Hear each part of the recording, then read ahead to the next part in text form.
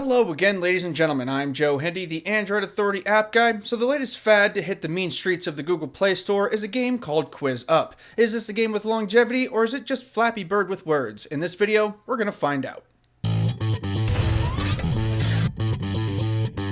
Okay, so if you've ever played a quiz game in your lifetime, you pretty much know how QuizUp is going to work. It is a competitive quiz game, which means you and another person are asked a number of questions, and the person who can answer the most questions correctly, the fastest, wins. Before each match, you're paired with a real person, and the two of you go head-to-head in a quiz. There are a number of categories ranging from pop culture to history, mathematics to business, and even video games and Android. One of the major draws of QuizUp is to engage in quizzes on topics that you actually know, as opposed to the more classic setup where you just get asked random questions. Therefore, you can stick to topics you know, and it helps you enjoy yourself a little bit more. They don't have topics on everything, but they do add new topics every single week. Outside of the quiz aspect, there are other things you can do. You can message opponents, start discussions, follow people, challenge your friends, earn achievements, and link your device to both Facebook and Google+.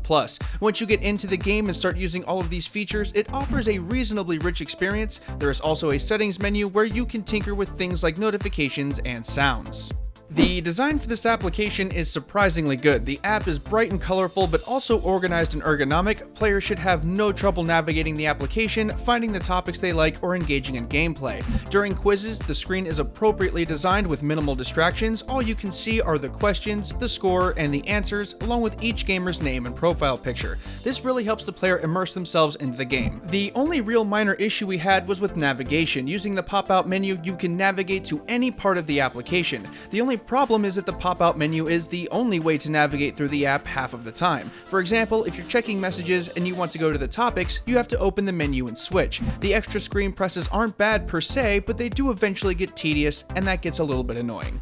Okay, so here's what we liked. There are a lot of quizzes to take in a lot of categories. It would have been easy to just do pop culture, or just history, or just math, or something like that, but QuizUp goes the whole 9 yards here, and you can take quizzes on dozens of subjects. They add new quizzes weekly, so it takes much longer than normal for the app to start to feel stale. Aside from the navigation issue we talked about earlier, the app is incredibly well designed. It's easy to find your way around the app, and everything looks colorful and modern. The extra features are a huge plus. Messaging opponents, the discussions, the achievements, challenging your friends, and connecting to Google+ and Facebook adds some much needed depth to this game. The quizzes start and end very quickly. Most are done in about 2 to 2.5 minutes. If you want to play longer, you can simply start another quiz, but the short time frame allows people to play the game without getting into too much of a commitment.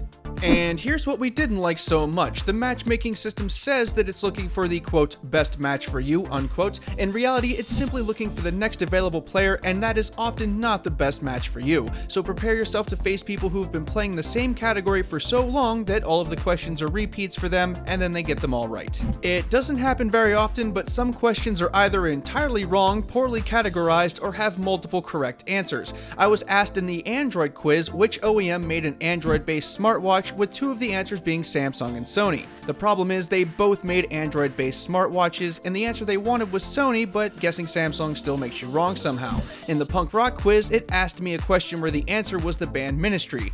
Ministry plays industrial metal, not punk rock. It has also been reported that there are numerous grammar and spelling mistakes. We didn't run into any, but this still doesn't inspire any confidence, especially when you get a question with words spelled wrong and multiple right answers. It is way too easy for you to fake your win-loss record. The game doesn't count losing connection as a win or a loss, and I've run into entirely too many players whose connections just happen to go out when I'm winning by like 70 points going into the 5th question. Finally, a lot of the questions are insanely difficult for no other reason other than for the sake of being insanely difficult. It's usually stuff that no reasonable person should know, like the exact number of hit points for a random boss in an RPG, or the exact weight of Leonard Nimoy's prosthetic ears in Star Trek. I was once asked the address of the dentist's office in Finding Nemo. Who knows this stuff?